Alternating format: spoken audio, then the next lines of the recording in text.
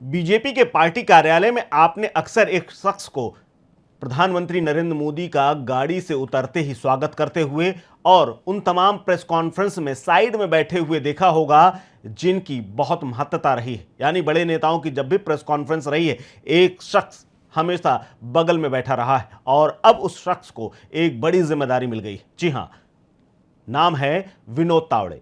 Party में महासचिव हैं और राज्यसभा के सांसद हैं, लेकिन 8 महीने के बाद टीम के तैयार होते ही नितिन नवीन ने उन्हें यूपी भेज दिया है। विनोद तावड़े 2027 में यूपी का विधानसभा चुनाव जिताने की जिम्मेदारी अपने कंधों पर उठाने वाले हैं, जिसके लिए नितिन नवीन ने उन्हें यूपी का प्रभारी बना दिया है। टीम बनने के 24 घंटे के अंदर ही तावड़े को काम दे दिया गया है। तावड़े के पास संगठन में काम करने का अच्छा खासा अनुभव है। महाराष्ट्र राजनीति के दिग्गज नेता विनोद तावड़े हर रणनीति में माहिर हैं और रणनीतियां बनाना उनके दाएं हाथ का खेल है। वो संगठन के कुशल रणनीतिकारों में से और जमीनी स्तर पर चुनावी मैनेजमेंट के लिए मशहूर है। 2027 में यूपी चुनाव, जहां पर राम मंदिर से लेकर के पीडीए जैसी चुनौतियां हैं, वहां पर विनोद तावड़े को प्रभारी बना करके भेज दिया गया है। महाराष्ट्र की सियासत का मजबूत चेहरा, महाराष्ट्र की राजनीति में गहरी पैठ रखने वाले विनोद तावड़े हैं कौन और कैसे उन्हें इतनी बड़ी जिम्मेदारी मिली है, बताते हैं आपको एक एक करके।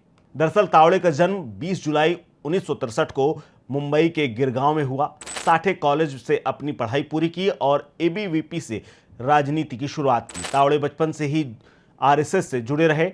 एबीवीपी के पूर्णकालिक कार्यकर्ता के रूप में भी काम किया है। बीजेपी के कद्दावर वक्ताओं में से एक रहे प्रमोद महाजन और नितिन गडकरी की संगत में राजनीति के गुर सीखे। गोपीनाथ मुंडे के साथ तावड़े ने पार्टी के जनाधार को विस्तार भी दिया है। 1988 में तावड़े को एबीवीपी का राष्ट्रीय महासचिव बनाया गया। 1990 के दशक में महाराष्ट्र बीजेपी के संगठन में शामिल हुए और वहां पर जिम्मेदारियां मिली। 1995 में राज्य महासचिव, 1999 में मुंबई बीजेपी अध्यक्ष बने। साल 2000 में एमएलसी बनाया गया। 2011 में नेता प्रतिपक्ष।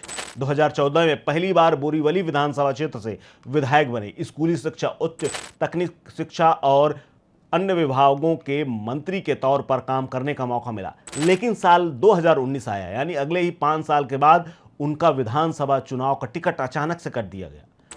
ऐसा लगा कि उनका सियासी करियर अब दांव पर लगा है। पार्टी में अब वो साइडलाइन होने वाले हैं।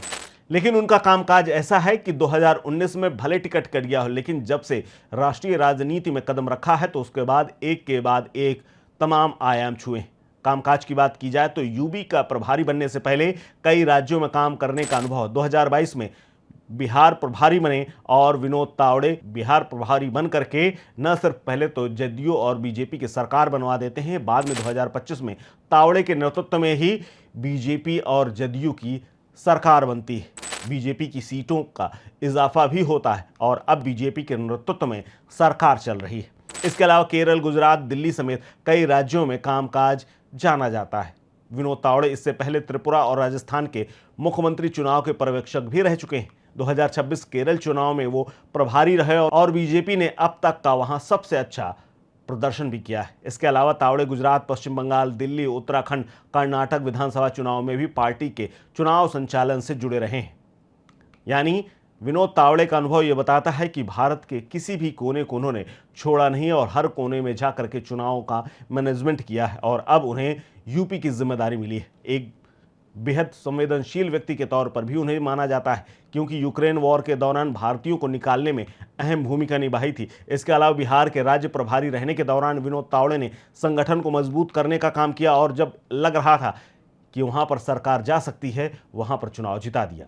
ऑपरेशन गंगा के दौरान विनोद तावड़े ने यूक्रेन वार में फंसे हुए तमाम भारतीयों की सुरक्षित वापसी में महत्वपूर्ण भूमिका भी निभाई थी और 15 दिनों में 5 करोड़ सदस्य बनाने का एक रिकॉर्ड भी है। दरअसल विनोद तावड़े संगठन पर्व 2024 के तहत बीजेपी के राष्ट्रीय सदस्यता अभियान के प्रभारी भी रहे और इस दौरान उन्होंने 15 दिन के भीतर ही 5 करोड़ कार्यकर्ताओं और सदस्यों को अपने साथ जोड़ा था। यानी पार्टी के लिए एक बेहद अहम चेहरे और अब उनके ऊपर जिम्मेदारी है एक बार फिर से यूपी में बीजेपी की वापसी कराना और मुख्यमंत्री योगी आदित्यनाथ को तीसरी बार मुख्यमंत्री का पद दिलाना। लेकिन क्या इसमें कामयाब होंगे, देखने वाली बात होगी। फिलहाल इस खबर में इतना ही।